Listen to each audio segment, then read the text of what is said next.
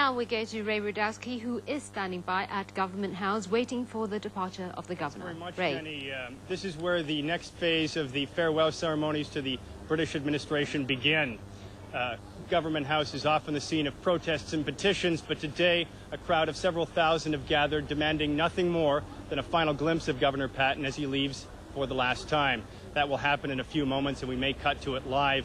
I apologize if we cut myself short. Early this morning, however, workers began taking down the colonial emblem that marks the entrance to the mansion. It's been boxed, but its destination remains uncertain. Crowds gathered outside Government House taking final photos. There's a real buzz in the air. Currently, Governor Patten is saying his final goodbyes to staff, and I'm told that it will be a very emotional farewell to the 250 staff members. Despite his departure, it's been a full working day. The governor and British Prime Minister Tony Blair toured Pacific Place to a warm reception, and I'm told that they did some last-minute shopping at Marks and Spencer's. From here, Governor Patten, when he leaves in about 5 to 10 minutes, will go to the Royal Yacht Britannia for a freshen-up, and then he will make his way to the East Tamar site for the farewell ceremonies to British forces. That will end at about 7:30, and the Union Jack will be lowered for the last time. I'm told that the governor's dog's whiskey and soda, always a favorite in the neighborhood, left over the weekend. The governor's plans, as we've heard, remain uncertain after this. When he returns to France. He has been urged by some to get into British politics, but has said that what he will do is his own business for now, and he plans to write a book. I'm told now that we are going live to a core feed where we will in a few moments see the final goodbye. You see now that Governor Patten is just about to leave. We take you there now live.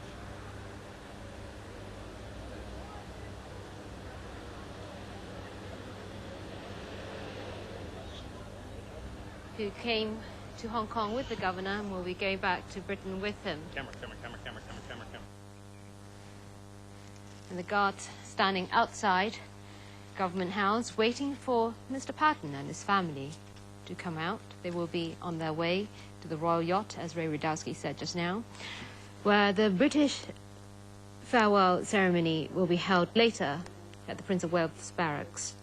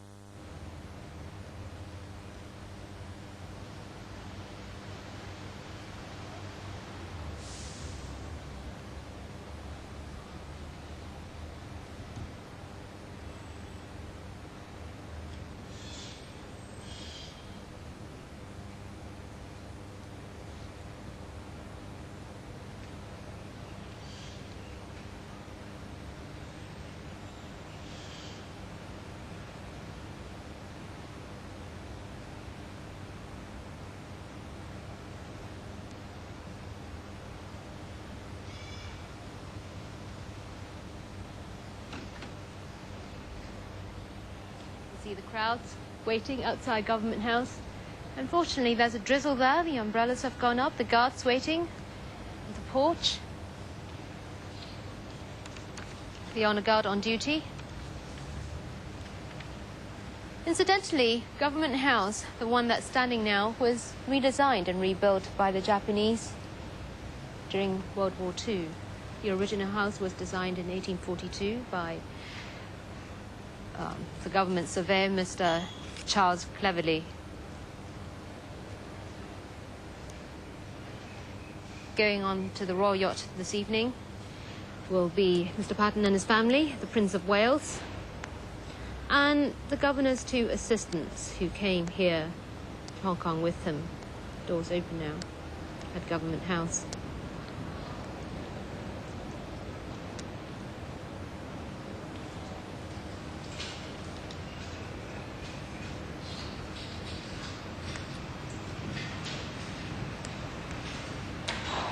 You can see the governor's three daughters, Kate, Laura and Alice.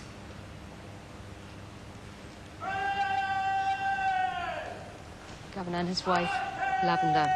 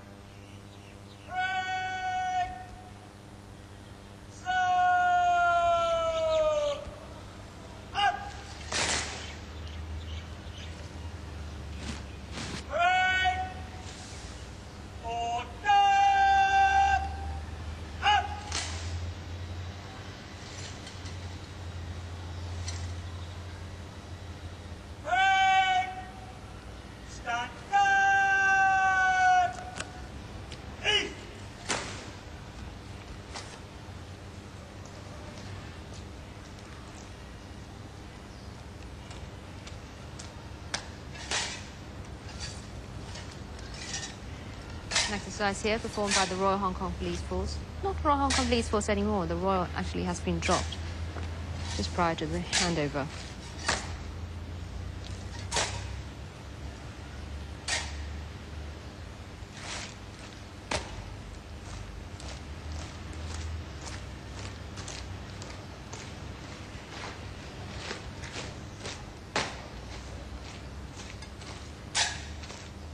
This drill will go on for 3 minutes. Lavender Patton there with her eldest daughter, Kate Patton.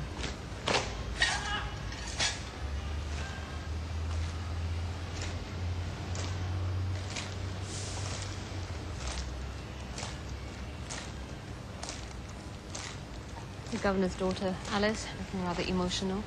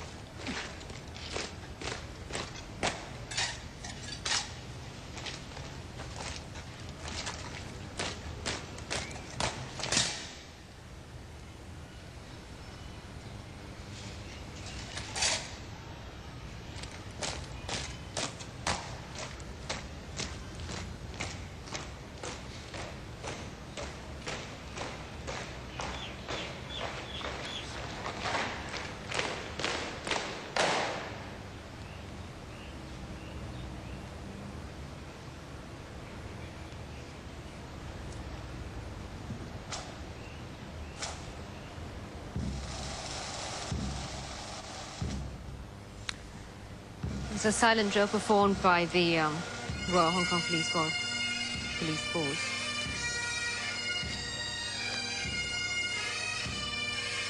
He's saying farewell to the 8th account of the different disciplinary forces in Hong Kong.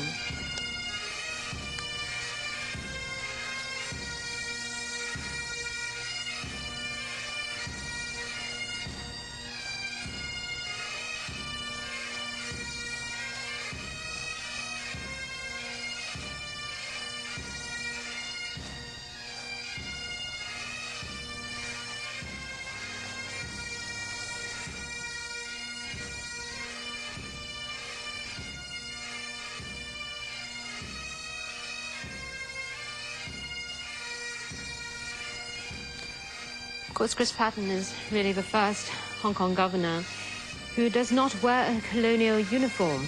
All the past governors used to have one.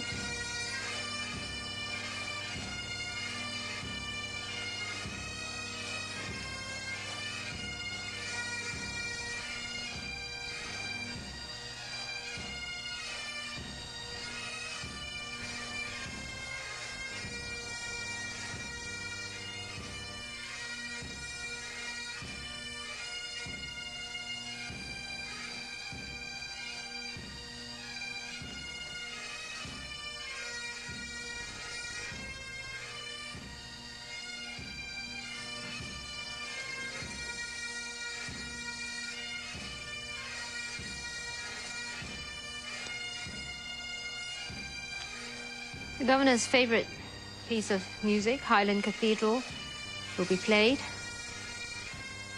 And then Auld Lang Syne to bid him farewell from Government House. He and his family will drive around the front of the house 3 times before leaving for Britannia.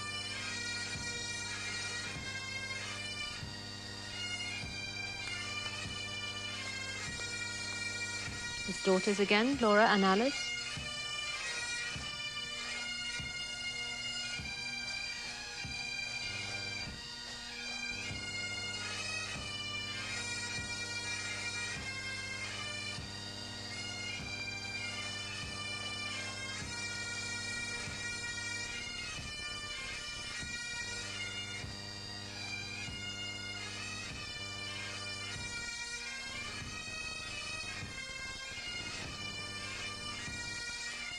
Light drizzle today over Government House.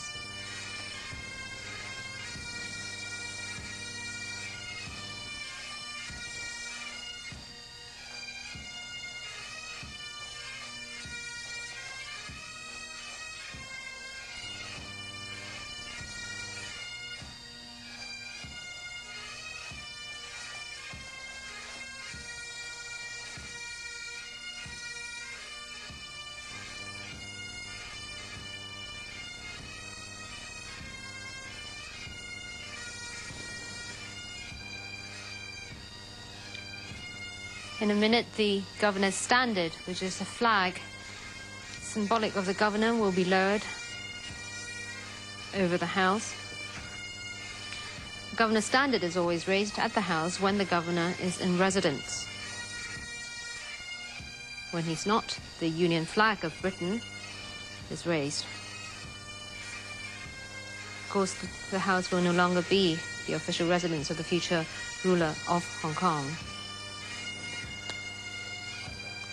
Police pipe band.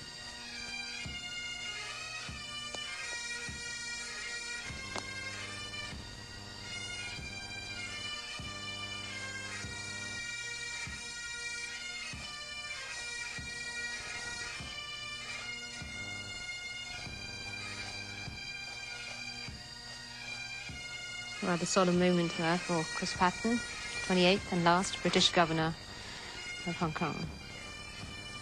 He reassumes his position on the podium.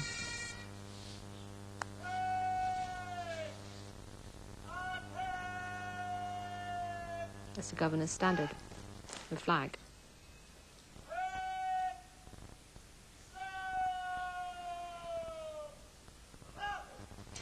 The last post.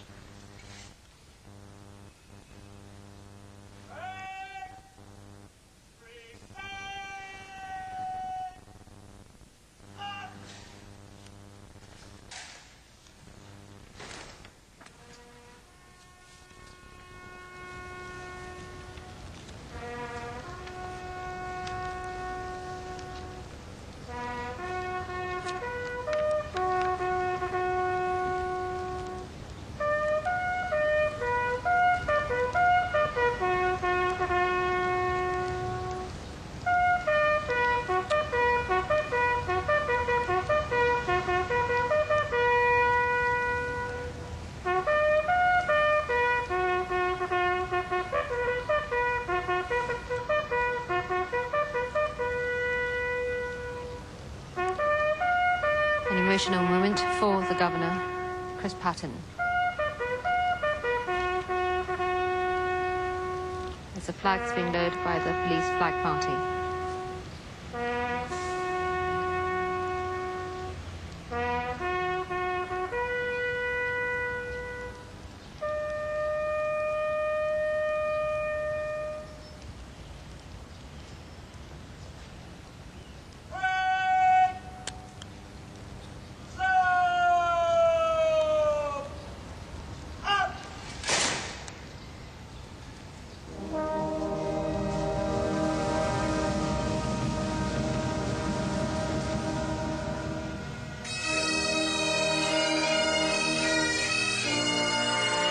A little bit more cheerful now.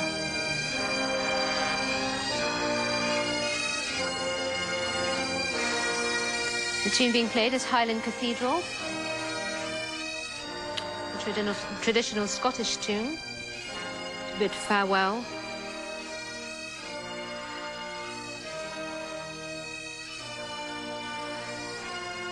The governor's standard being folded up and will be presented to Chris Patten.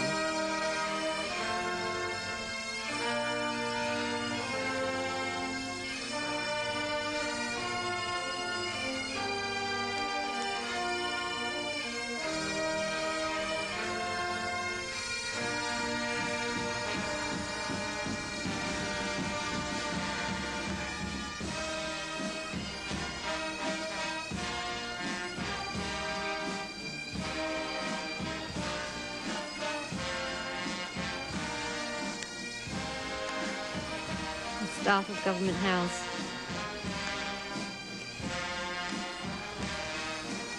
This moment, more than 150 years of British rule in Hong Kong.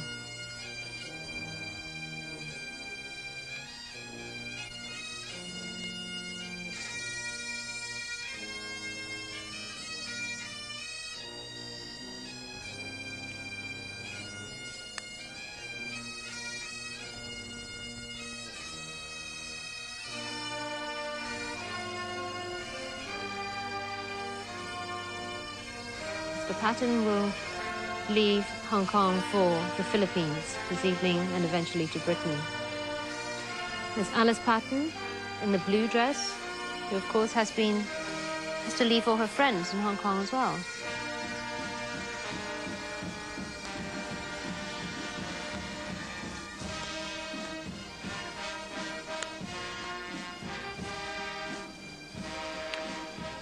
And honor guard with the governor's standard, the flag, which is symbolic of the British governor of Hong Kong.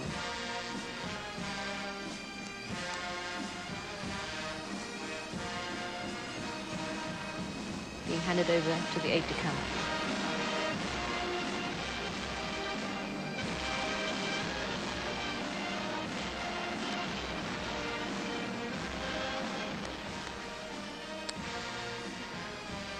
Mr. Lance Brown is the name of the aide-de-camp.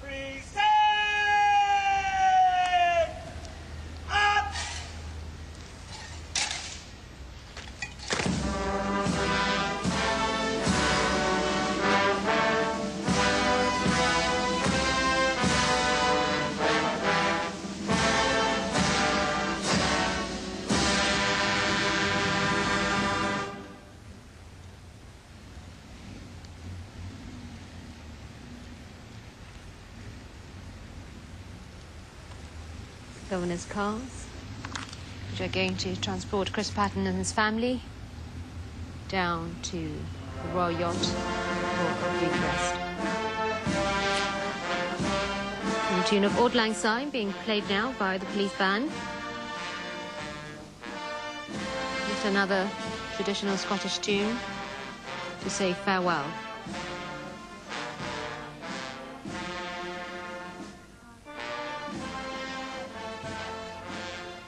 Cars will do 3 turns around the circular driveway. Incidentally, this is also a Chinese tradition which signifies that one will return.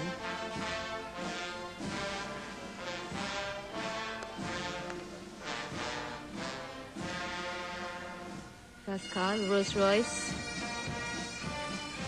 will carry Mrs. Patten and the aide-de-camp. The following car, the Daimler, will carry the governor's daughters.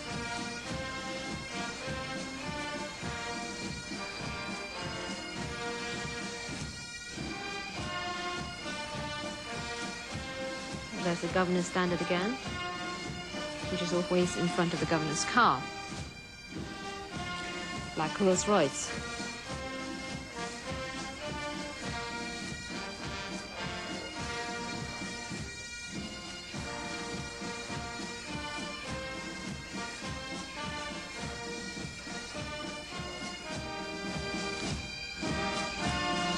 The cars within the first of the 3 turns. Police escort.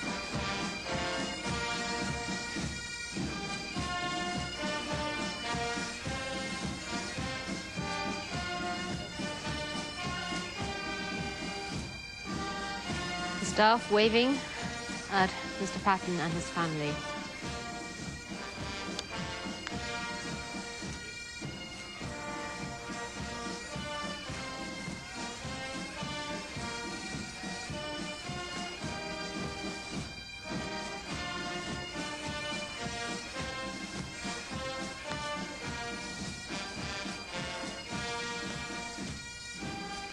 Cars leaving Government House now.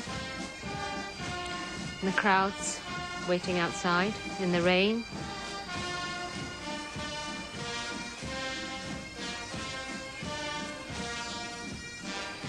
Making a left turn for a brief journey down to the Royal Yacht Britannia. As Government House bids farewell to the 28th and last British Governor of Hong Kong. And the crowd cheers.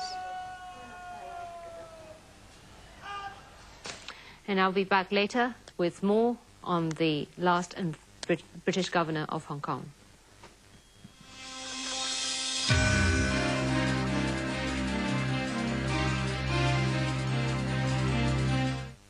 A day to be remembered.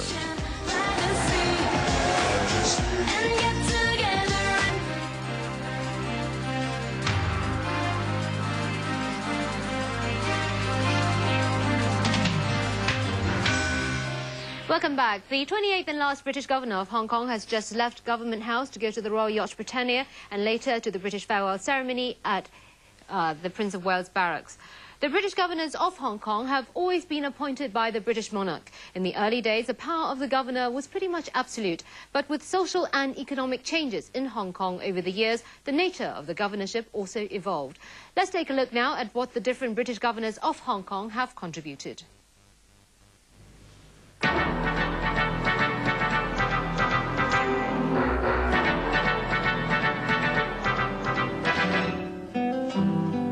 For 1.5 centuries, men who represent the British monarchy in Hong Kong have had to cope with the demands of a growing population, the ups and downs of Chinese politics, as well as instructions from London. The early governors were all colonial cadets, most of them with experience from other Asian colonies of the British Empire.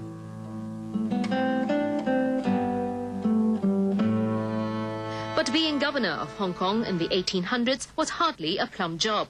From London, that outpost in the southern tip of China was nothing but a burden. Captain Charles Elliot, the Scotsman who seized Hong Kong for Britain during the Opium War, was thought to have struck a raw deal for his country. I think the whole of Hong Kong's development has been very different from other colonies, simply because when the British stepped ashore in the early months of 1841, there was really no one, as there had been in other colonies, there was no one really to govern. They were just there on a sandy shore, and all they had to do was to look after themselves. Britain sent us our governors, but that was about all. And in those early days, of course, it took 6 months to get a reply to your letters. So the people here really had to do things on the spot and make decisions on the spot. The first governor, Sir Henry Pottinger, basked in the glory of having sealed the Treaty of Nanking, which ceded Hong Kong Island to Britain in perpetuity.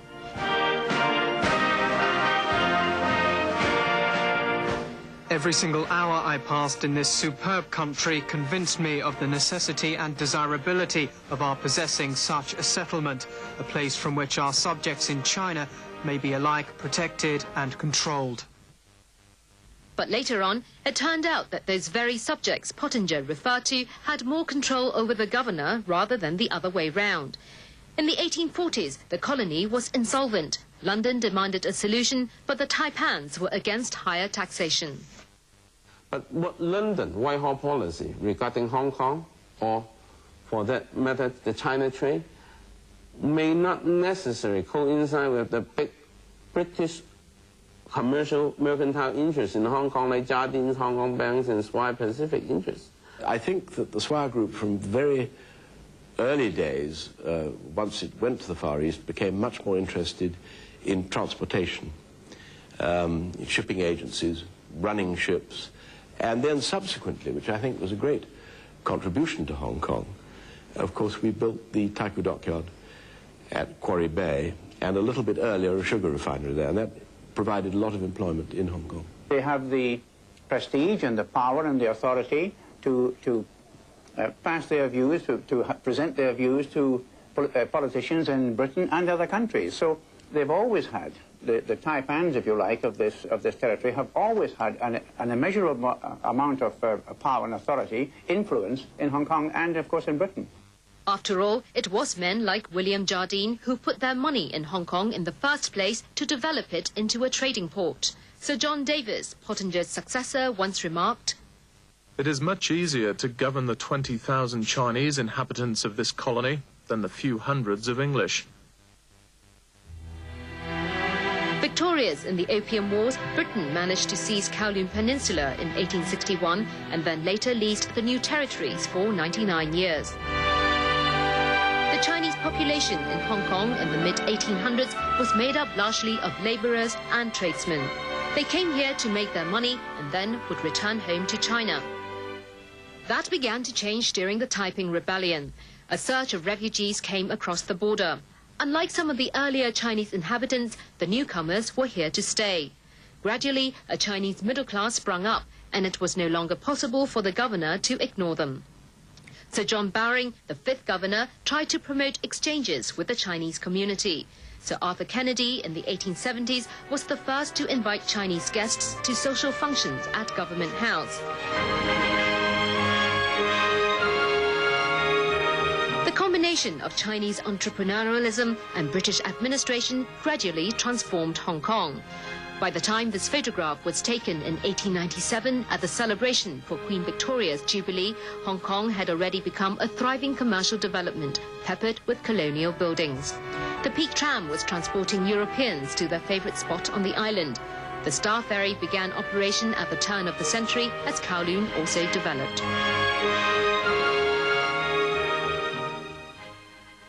And with an increasing population and because of events in China, Hong Kong gradually established itself as an important trading port. But World War II dealt another blow to years of hard-earned prosperity. Hong Kong was occupied by Japanese troops and British rule over Hong Kong was interrupted.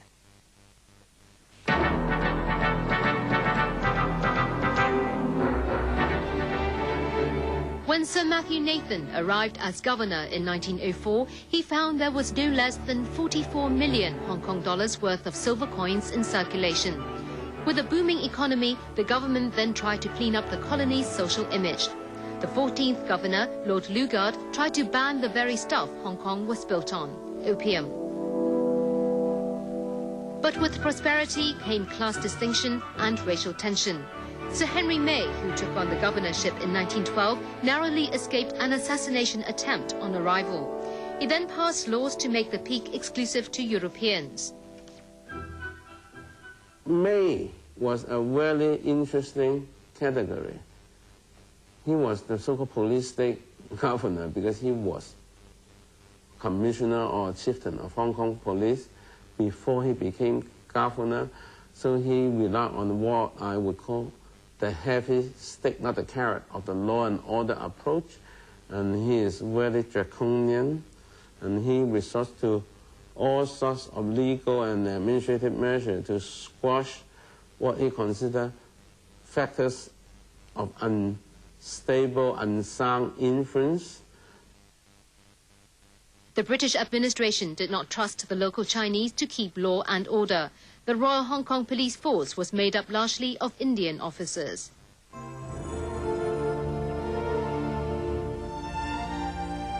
But reaction from the local Chinese community was mild. All along, the government had left the Hong Kong Chinese to live their separate lives. Sir Cecil Clementi, governor in the late 1920s and a fluent Chinese speaker, once said, Although in daily contact with each other, the two communities nevertheless move in different worlds, neither having any real comprehension of the mode of life of the other. This regrettable misunderstanding retards the social, moral and even commercial and material progress of the colony.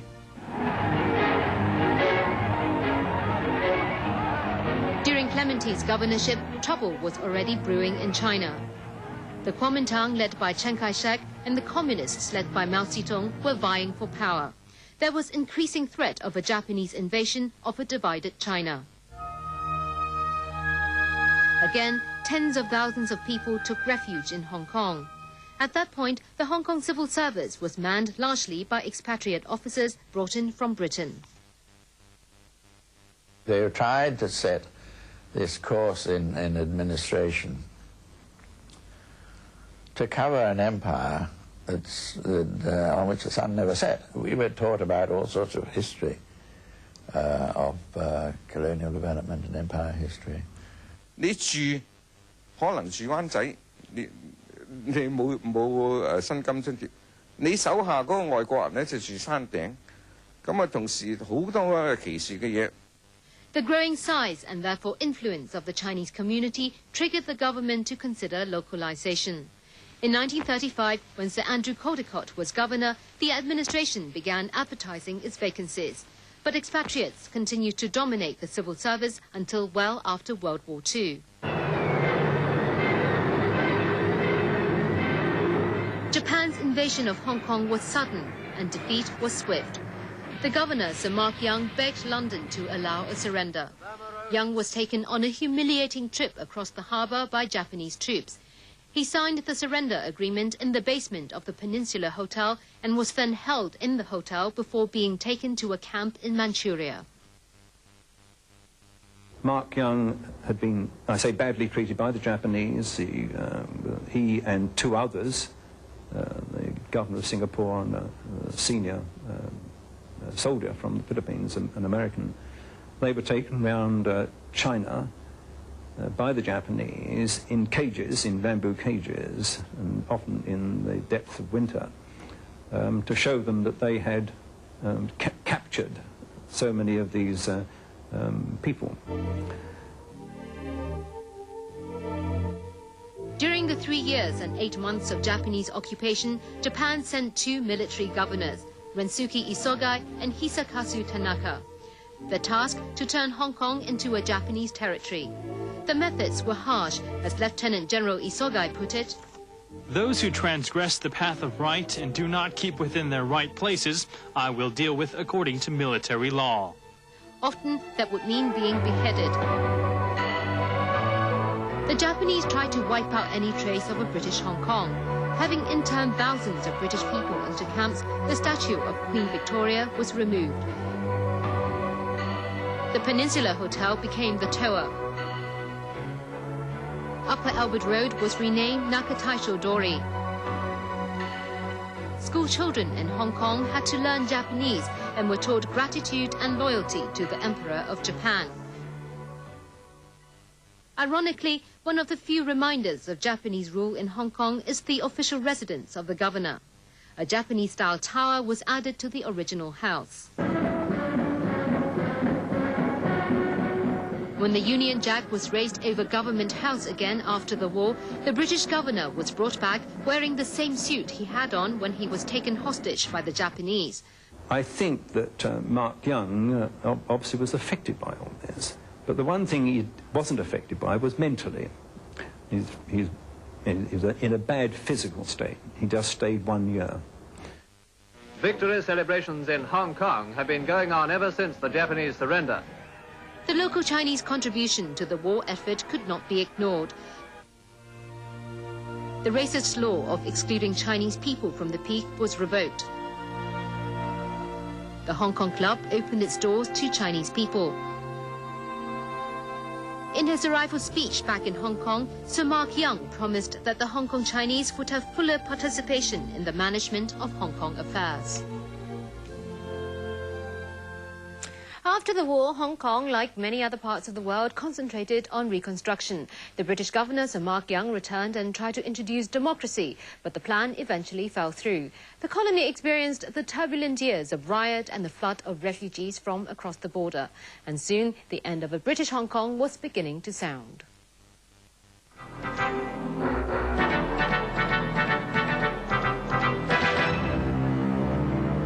Sir Alexander Grantham arrived in the war-torn Hong Kong in 1947. The harbour, once packed with great ocean liners and fishing junks, was dotted with only a few battered freighters. Grantham faced the task of rebuilding the city as well as coping with rising political tension across the border. But having served 13 years in the Hong Kong government, he was well prepared. I believe that Grantham was the best governor we ever had in Hong Kong. But he had real difficulties because by the time he came in 1947 and these signs of civil war in China, he felt that this was too much to think for Hong Kong becoming independent or with a democratically elected EXCO, LegCo and so on. The pressures on Hong Kong that existed at that time were very, very high and difficult to deal with. So really the governor was very much an autocratic form of leader. And Alexander Grantham was indeed in that category. When he visited government departments, for example, and I was a very junior officer at that time, and quite senior officers were very nervous about it. He had a good relationship with people, but at the same time, everybody knew where the power lay. The Korean War dealt another blow to Hong Kong. American sanctions against China vastly reduced import and export. The economy was kept afloat partly by Shanghainese businessmen like C.Y. Tung and Y.K. Pao, who left China not only with their money, but also their entrepreneurial skills. At the same time, the communists in China were close to victory. The Kuomintang under Chiang Kai-shek fled to Taiwan. The population, reduced during the war, was building up again when tens of thousands saw Hong Kong as a safe haven from China's political unrest. But there was no proper housing for them. And then came the Great Fire. The blaze in the squatter area of Shek Kip Mei made 53,000 people homeless. Those who had little then had nothing. The government's priority was obvious: housing. And that led first to the two-storey Bowring bungalows, which didn't last very long, but also led to the construction of these massive 6- and 7-storey concrete boxes. That's all they were. Didn't even have windows. They had wooden shutters. They were just concrete. There was no rendering on the wall. There were communal latrines, communal cooking. But they were fireproof. But demand always outstripped supply. In view of the political and social situation, Grantham concluded that it was not the right time for democracy. He remarked, Hong Kong can never become independent. Either it remains a colony of the British Empire or it's reabsorbed into China. His predecessor, Governor Young, wanted to introduce some form of election, but the plan was abandoned. The government continued to focus on improving the livelihood of the people instead. By the time Sir Robert Black became governor, recovery from the war was pretty much at full speed. Black's governorship was plagued by water shortage. Supplies came for 4 hours every 4 days. There was little the government could do to relieve the wrath of heaven, but Sir Robert would visit deprived areas in the heat of summer to at least show that he cared. In the mid-1960s, Mao Zedong turned into a cult figure in China. What started off as the building of a Marxist state evolved into ultra-leftism and purges against those who did not conform to an increasingly bizarre ideal. The Cultural Revolution spilled over the border into Hong Kong in the form of riots, often right at the doorstep of the governor. Sir David Trench had a brilliant colonial career behind him, decked with medals for his fighting during the Pacific War. But at a time when the authority of the Hong Kong government came under test, Sir David Trench went on a holiday. Sir Jack Cater was left to lead the civil service. Very unpleasant things were being said about me at the time. about being killed and all sorts of odd things happening to parts of me and so on. Sir Jimmy McGregor, who was also serving under Trench, was among those who received death threats. At one point, certainly, I thought that the Hong Kong government was wavering, that there was a lack of direct commitment that people were getting at the most senior level in Hong Kong, that one or two people were getting nervous. The first thing is that when I left here in October, I said that I hoped that on my return I would be able to say something about how long I was going to stay in Hong Kong. Well, as it happens, I was told just before I left that Her Majesty the Queen, a day or two ago, had been pleased to approve the extension of my term of office for 6 months. Despite his questionable leadership, Sir David's tenure was extended 3 times. You signed me over this book, sir. The new governor in 1971 was a different category altogether. By then, the British Empire was crumbling. Unlike his predecessors, Sir Murray MacLehose was not a colonial officer, but came from the Foreign Office. You see, there were very few colonies left, and there weren't any retiring officials in other colonies that would have done. So they looked around for somebody else who'd been in Hong Kong and perhaps knew China and knew the world a bit too. MacLehose's contribution to Hong Kong can be seen everywhere today. Public housing. New towns sprang up to relieve housing shortage. A campaign was launched to clean up the city. It was also during MacLehose's time that the end of British rule in Hong Kong began to sound. Curiously enough, looking back on it, a belief amongst quite a lot of people in Hong Kong, I mean, not just foreign, Chinese as well, that somehow or other 1947 mightn't matter. You know, it might be avoided some way or other. 1997. 97, yeah. The nitty-gritty of how the territory would be handed back to China was left to Sir Edward Youde. He was once the British ambassador to China and a fluent Mandarin speaker. Negotiations in Beijing was not unfamiliar to him.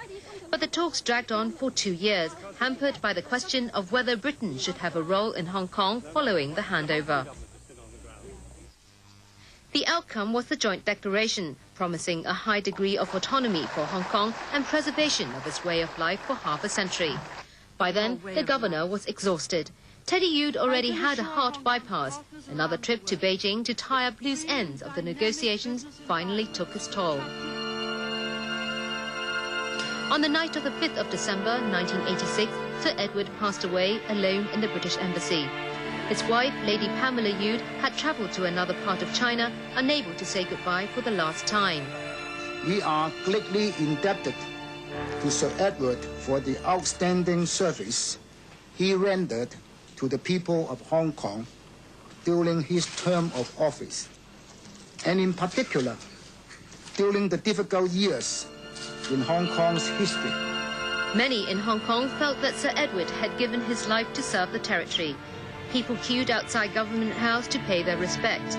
佢最主要係關於中英雙方面嘅會談，佢即係來來去去咧，即係在斡旋工作方面咧做咗好多功夫。I think he's a good man, a good governor. It was Hong Kong's way of saying thank you to a man who had given just too much. There were 10 years left till the end of British rule in Hong Kong when Sir David Wilson arrived. He was to make sure that Britain leaves Hong Kong in a glorious state. But the shock of the 1989 bloody crackdown in Beijing aroused the territory's political consciousness. There were calls for direct elections and pro-democracy groups began to take shape. Beijing was worried that Hong Kong could turn into a breeding ground for a full-scale democracy movement. At the same time, Britain refused to give British citizenship to 6 million people in Hong Kong who feared for their future. A tough job for Wilson was made worse. The airport project at Chek Lap Kok was supposed to be a morale booster for Hong Kong, which otherwise faced an uncertain future. But the project was bogged down by arguments over financing between Britain and China.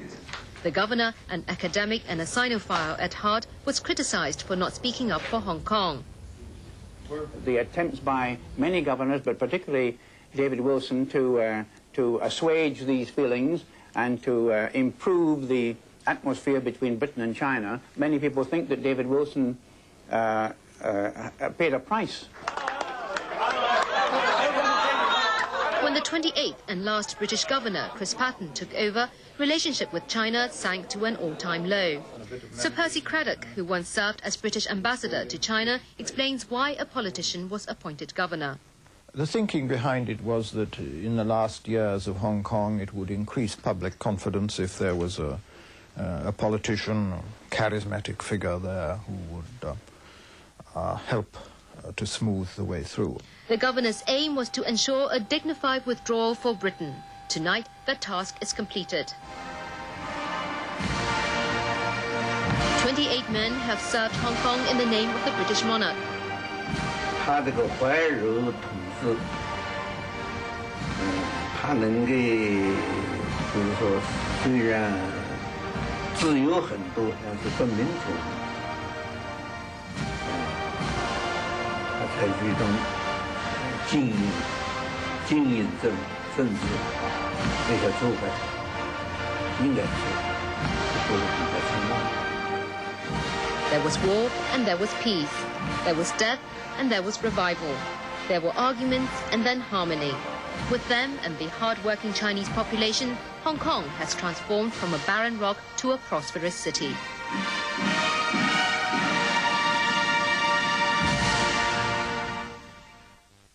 The British governors of Hong Kong.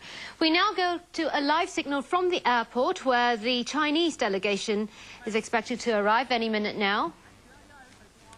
Number of Air China aircrafts over there in the drizzle. The Chinese delegation will, of course, be led by the President, Jiang Zemin, and the Premier, Li Peng. Both of them have been staying in Shenzhen over the past couple of days.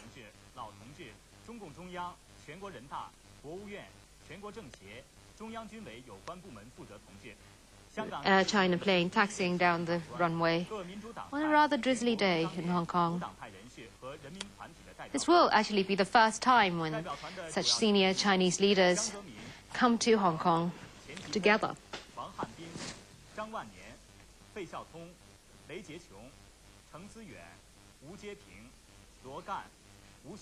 Also in the Chinese delegation will be representatives from the Hong Kong and Macau Affairs Office, including the Director Liu Ping.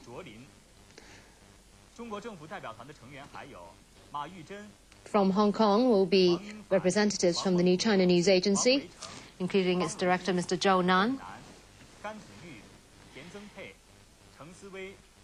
Mr. Jiang Zemin is expected to give a speech tomorrow morning, following the handover ceremony this evening.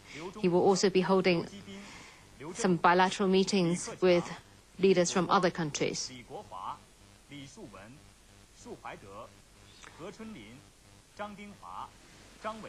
The airplane now at Hong Kong Airport.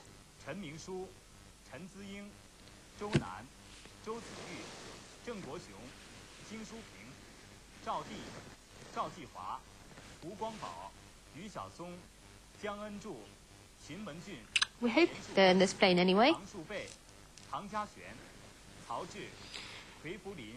As with usual practice, the movements of Chinese leaders are not announced until the very last moment. There's a crowd, children there, with a Chinese flag, the five-star flag of China, standing in the rain, waiting for the Chinese delegation.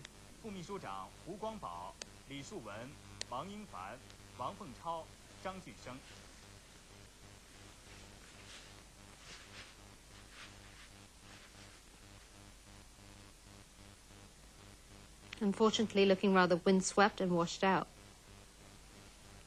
There's Mr. Zhou Nan, the director of the New China News Agency, getting ready to welcome the Chinese delegation.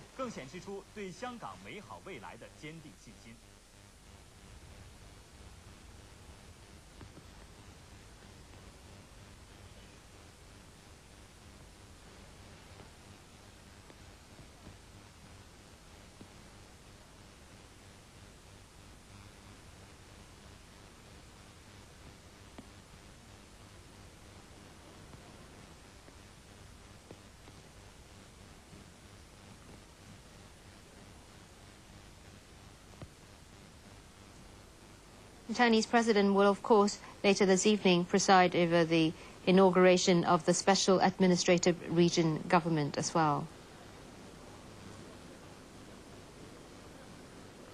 Mr. Chen Qichen, the Chinese Foreign Minister of China, who arrived earlier.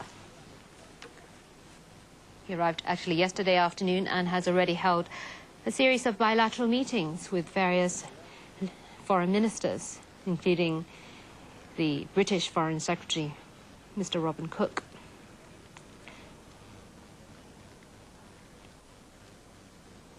Waiting in the rain. Mr. Tung Chee-hwa, the chief executive to be.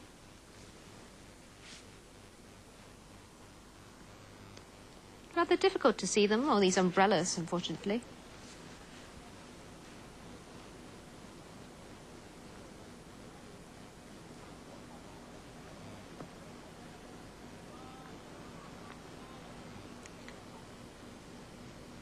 You can see Mr. Chen Qichen,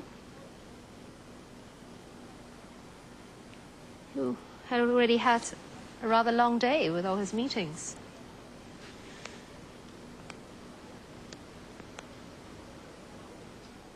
And the Chief Secretary of Hong Kong, Mrs. Anson Chan.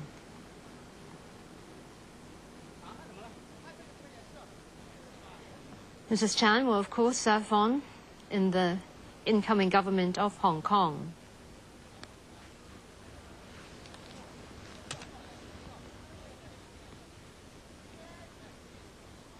Waiting there at the airport.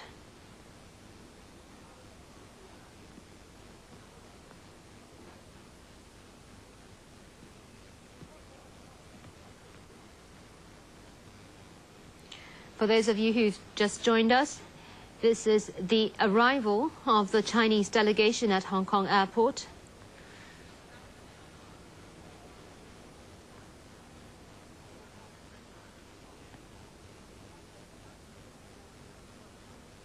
It's very rare that the Chinese capital, Beijing, is left with so few senior leaders. The president will be in Hong Kong, the premier, the foreign minister,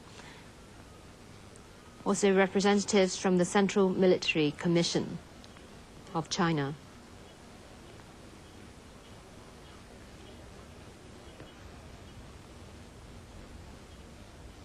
Short flight, really, from Shenzhen, which is just over the border from Hong Kong. Mr. Tung Chee-hwa, the chief executive.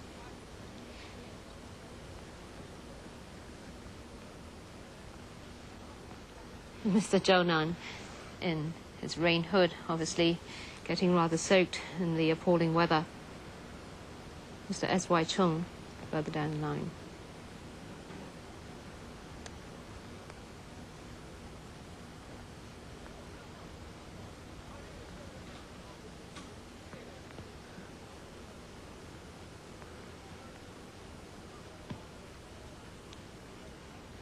The red carpet laid out for the senior leaders of China. There you are, the Air China aircraft taxiing down the runway.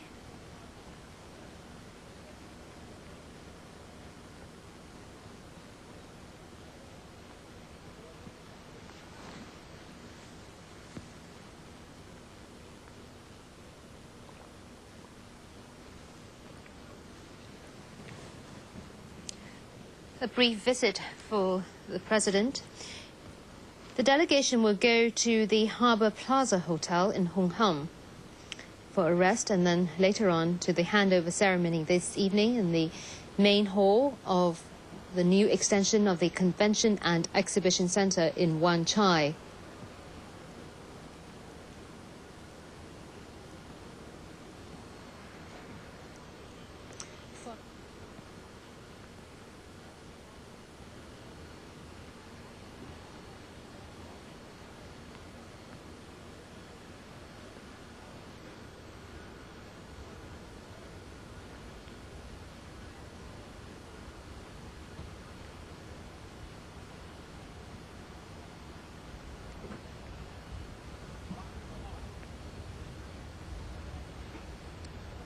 The Air China flight taxiing down the runway, carrying the Chinese delegation. As I was saying, it's a rather brief stay for the Chinese delegation.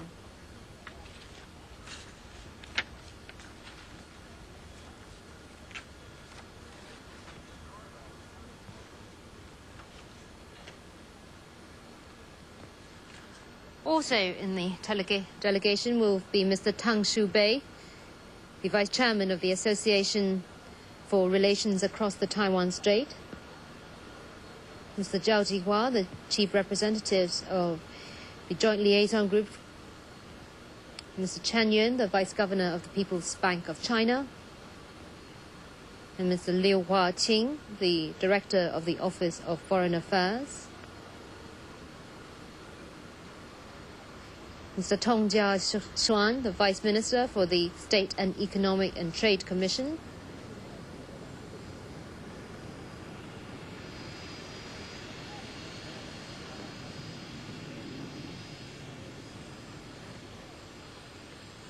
some of them are, of course, already in Hong Kong and have been holding meetings already.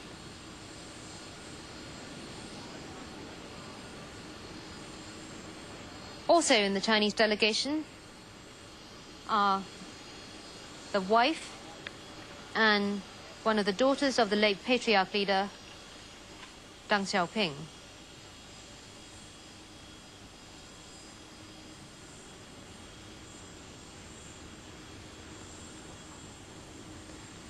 Mr. Chen Shi-chen there, waiting for the arrival.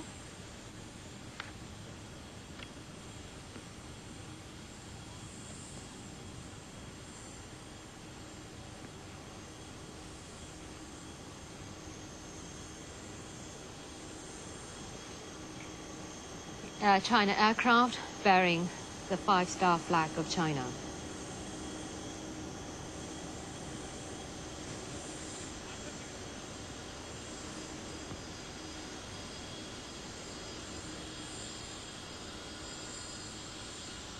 Representing China's Central Military Commission will be the Vice Chairman Zhang Wannian.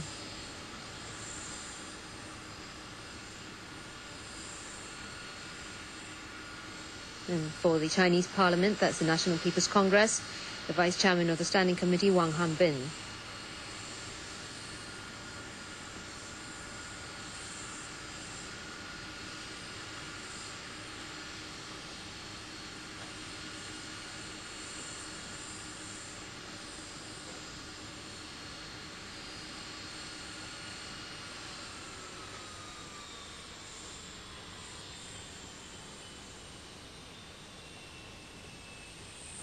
The hotel they will be going to, the Harbour Plaza in Hong Kong, incidentally belongs to the Hong Kong business tycoon, Mr. Li Ka-shing.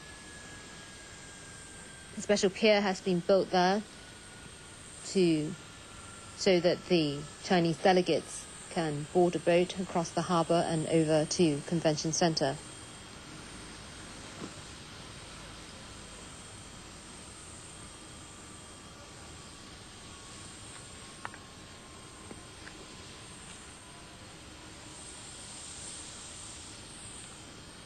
The late patriarch leader, Mr. Deng Xiaoping, of course, had expressed that it was his wish to be at the handover ceremony of Hong Kong today. He will be representing